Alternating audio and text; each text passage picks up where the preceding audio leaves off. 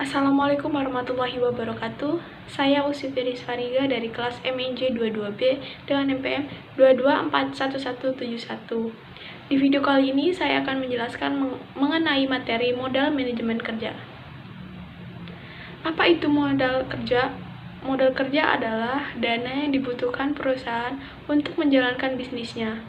Modal kerja adalah komponen krusial dalam suatu proses bisnis. Manajemen modal kerja yang efisien berpengaruh pada kelancaran operasional perusahaan besar maupun kecil. Sebelum membangun sebuah bisnis, perlu memastikan beberapa dana awal yang dibutuhkan agar operasional bisnis berjalan lancar. Di samping itu, modal kerja juga menjadi salah satu indikator kesehatan atau bisnis, sehingga menjadi pertimbangan investor juga dalam menanamkan modalnya. Modal kerja working capital adalah investasi jangka pendek dari suatu perusahaan, misalnya kas, saham yang dijual, persediaan, dan piutang. Nantinya modal digunakan untuk perusahaan untuk memenuhi kebutuhan serta membiayai proses operasional bisnis. Menurut seorang ahli Jumingan, modal kerja adalah aktiva lancar atau harta pada neraca perusahaan. Sementara itu, modal kerja bersih atau net working capital adalah harta lancar atau aset dikurangi dengan hutang atau pasif lancar. Jenis-jenis modal kerja. Secara umum, beberapa jenis modal kerja dalam suatu perusahaan adalah sebagai berikut. Uang tunai atau kas. Modal kerja paling liquid yang bisa dipergunakan untuk membiayai operasional bisnis secara langsung.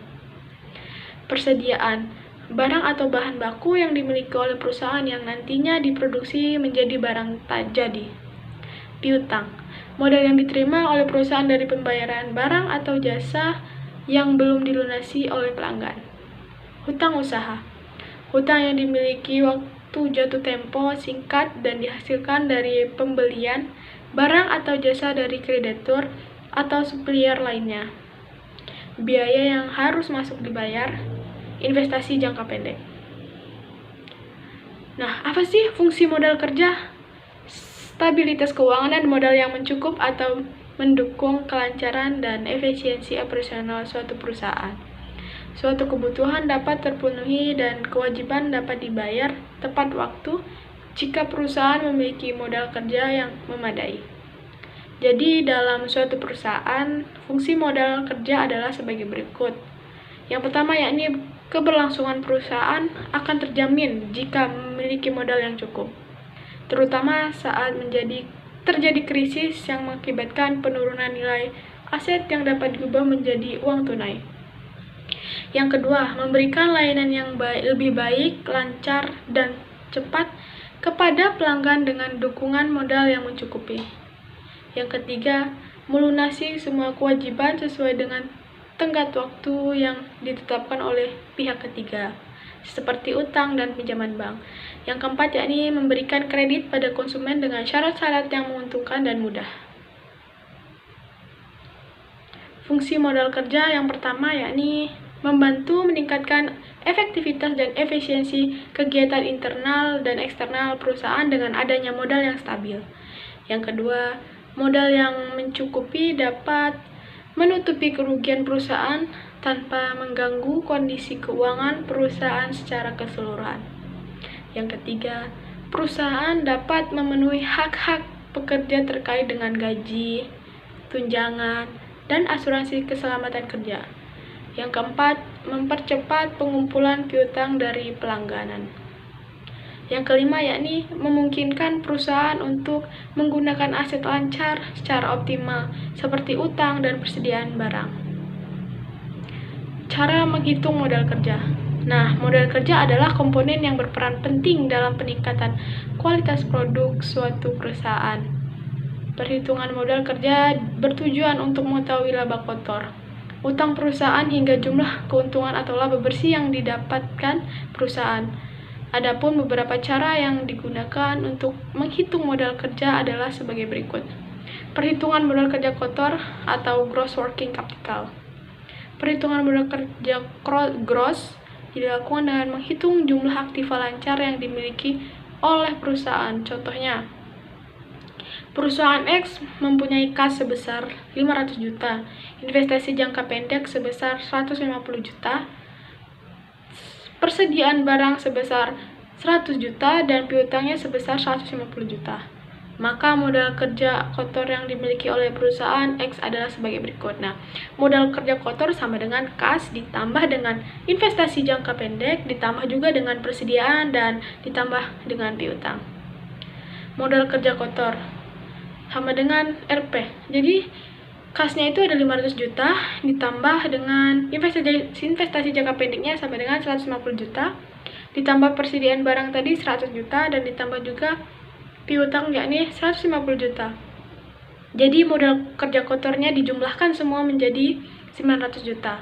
Jadi modal kerja kotor gross working capital yang dimiliki perusahaan tersebut adalah 900 juta. Cara menghitung modal kerja. Perhitungan modal kerja bersih atau net working capital.